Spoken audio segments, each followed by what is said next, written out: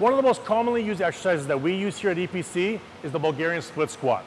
Not only do you get to train one leg at a time to create a lot more balance and symmetry, but you get to train the legs very intensely without a lot of pressure on the lower back, like for people who can't do squats properly.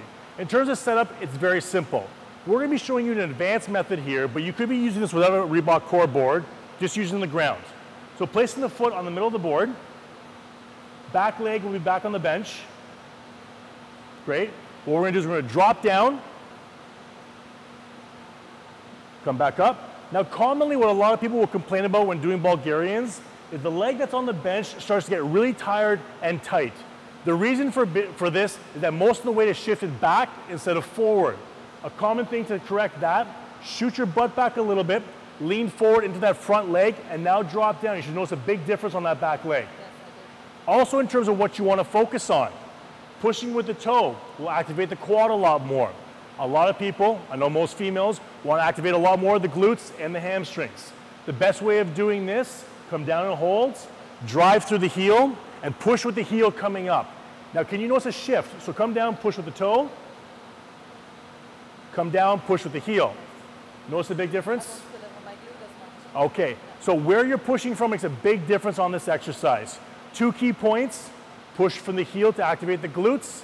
Second thing, always maintain a slightly lean posture. The lower back will still be flat, but the lean is emphasizing putting more pressure on that front leg, so that now when you go to do the other leg, that back leg's not gonna be so tired.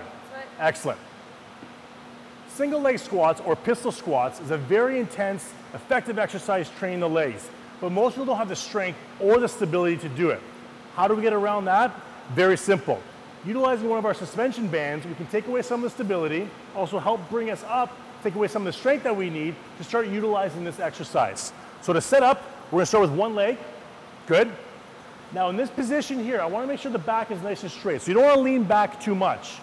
One leg out in front of you, and we're gonna drop straight down. We're gonna come back up, right back down.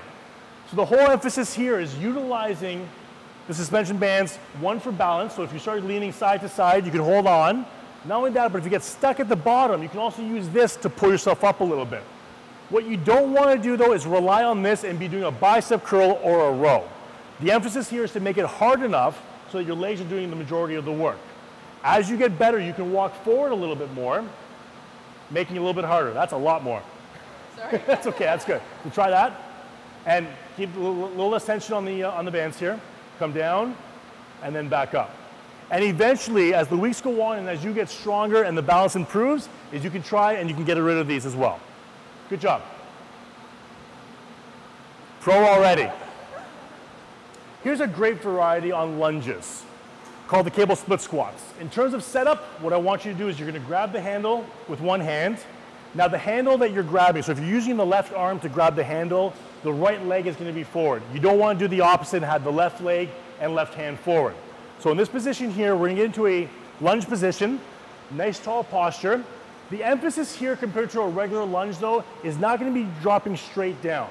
When you do split squats or split lunges, the emphasis can be more of a 45-degree motion down, bending the back knee, pushing that front knee forward. So what I want you to do is start coming down, push that knee forward, and then push back on an angle. Push forward. So really emphasize getting that knee forward. Good, come down. Excellent. While doing this as well, making sure the core is stabilized so you're not pivoting through the shoulders. You're not reaching too far forward with that arm. This arm stays locked at all times. Shoulders stay square. You're gonna drop down, drive the knee forward. Hold, and then come back. Come down and hold. Back. Now commonly what you'll see as well is that heel starting to come up. If mobility is a huge issue in the ankle, you might find that. Also in terms of emphasis, so try to think about keeping that knee, keeping that heel down. So come down, heel stays down, that's better. Good, give me one more. Perfect, good. Cable split squats. Using the slide board here, or if you're at home, you can also use a hardwood floor and some socks. We're gonna show you 2 great leg exercises that aren't very common. The first one, a slide board lunge.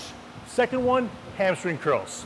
So in terms of setup for the slide board lunge, standing on the left side of the slide board, left leg will be on the ground. This is gonna be the working leg.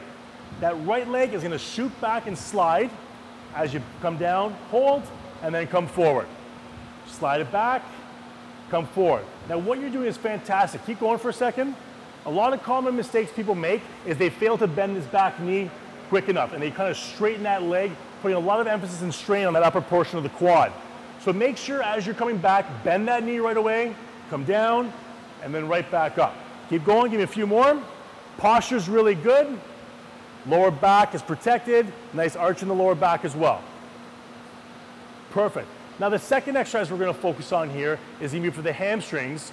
We're going to go through one, maybe two, depending on how strong the hamstrings are. Let's try with a beginner version of a hamstring curl. So laying down on your back, feet are going to be on the slide board. Now from this position here, you want to make sure your hips are nice and close to the edge of the slide board to get the most amount of range of motion as possible. You can either hold on to the edge or hands out like a T. From this position here, the hips are going to go up. The most important part of this entire exercise is hip placement. The higher the hips up, the more effective / challenging the exercise is going to be. So you're going to slide the legs forward, good. Slowly pull back and watch as the hips come up at the same time. Now if you can, try to maintain, push your hips up and slide the feet forward. That's going to put a lot more pressure on the hamstrings. Pull the feet back, hips go up. Feet forward, that's okay, hips go up.